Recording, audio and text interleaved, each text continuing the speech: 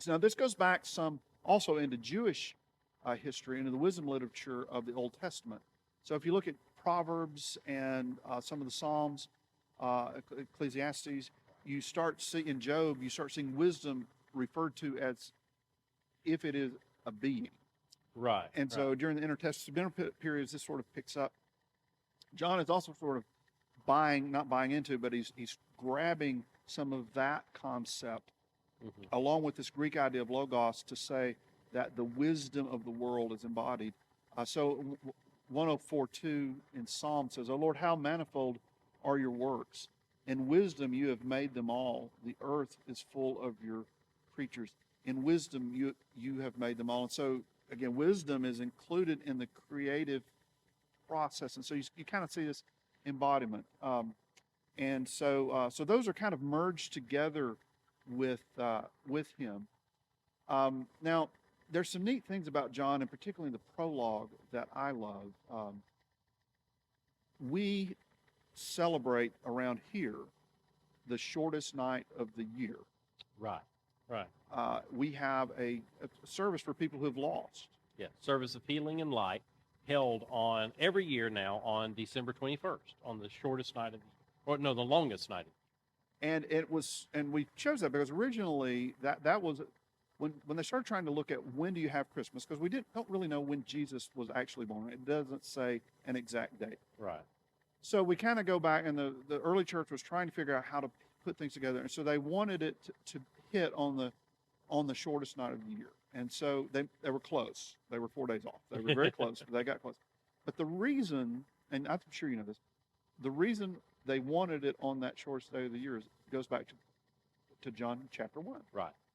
The light is overcoming the darkness. From Christmas Day on, the darkness diminishes. Right. The light gets bigger. Yeah. And so the early church really begins to play off of this. And you see the Logos concept happening also. There's, O come, Emmanuel. One of the verses of it says, "O come, thou wisdom from on high, and order all things far and nigh." That's the Logos theology embodied in a very, I can't remember how far back that one goes, but it's a very early hymn. I think for us it means something pretty important. There's a choice. Either everything in the world is accidental, it's all random, or there's an underlying principle, a reason, a purpose, a logic, and a wisdom that was put here by our Creator and in the created order.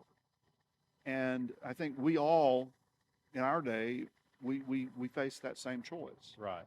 It was completely all random, or somewhere, somehow, there is a logos, an order, a purpose that drives our lives and drives the world. And it's an act of faith that you have to take. And John was very clear where he landed on that. Right. But he understood that ordering principle was Jesus Christ.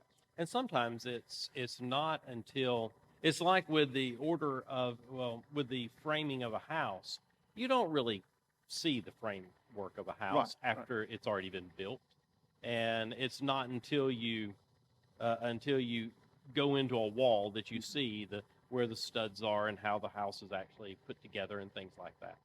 I think so often for us, as we're living in it in the moment, we don't see the order of things. We don't see that ordering nature of God that's still with us. It's not a detached God that sort of set the world at work and moved away. Right. That understanding. And it's not the randomness idea that the world just sort of accidentally happens.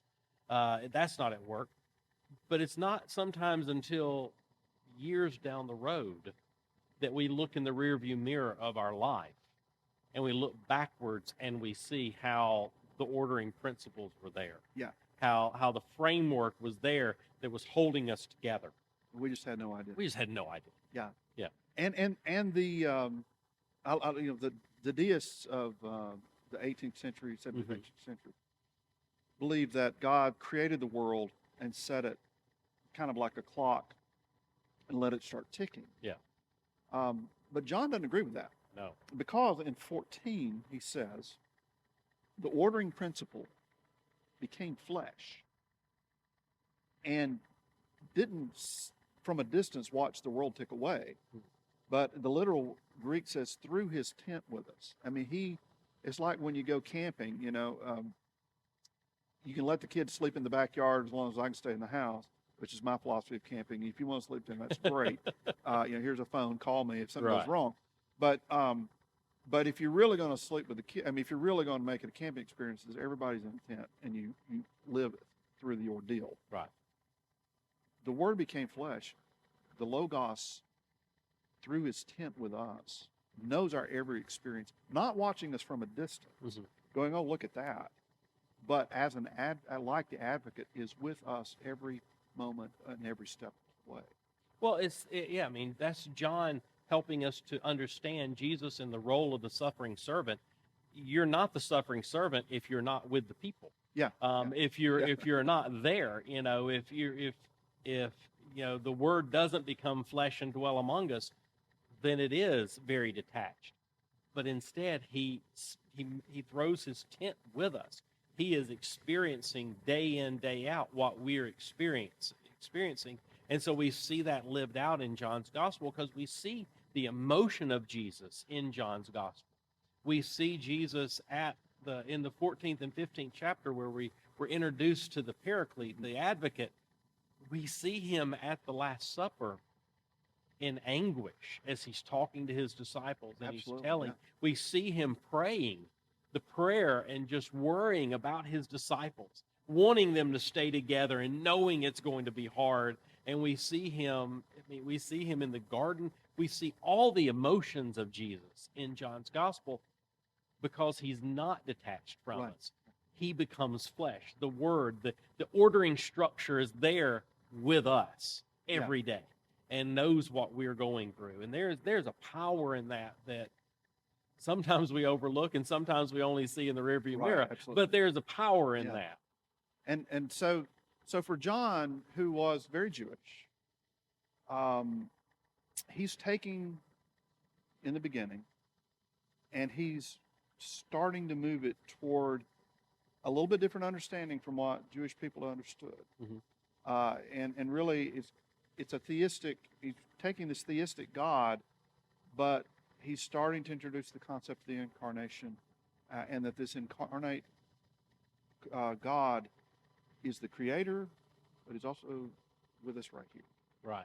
And so John is changing that for his community, helping them understand the world in different ways. And he's tying Jesus, helping them understand Jesus as part of that Godhead. Yeah. So that in the Jewish world saw themselves, yes, they were monotheists. They only worshiped one God. While everyone else, the Baal gods of the Old Testament, the gods of Asherah and these were numerous. In the days of John, you have the Greek gods, you have the Roman gods. Sure. The Jewish people have always been monotheists. From the 6th chapter of Deuteronomy, hear, O Israel, the Lord your God, the Lord is one. And so that's true. But they were also henotheists, meaning that God was the God of their tribe. God was their God. I will be your people kind of thing. You will be my people. I will be your God. It was that relationship. And here John is tying Jesus into this, who comes that everyone who believes in him can be saved. Everyone who believes in him are now his sheep and can go in and out and find pasture. He is our good shepherd, etc. And so now it's still henotheism, but God is the God of all who call on him through Jesus. Yes. And so that framework now we see, just like your drying rack, we see it shift a little bit in the way it looks, but it's still there. Yeah. It's still the same. It's still the same structure. It's the same God. Same God. And we're just understanding a little bit different nuances. Right. So, but I think at the end of the day, for me, it's this amazing thought that God, the one that created it all, the one that structured it, the one that gives texture and support and the whole background of creation, loved us enough to die for us and to be with us. Right. And that's worth giving on. Absolutely.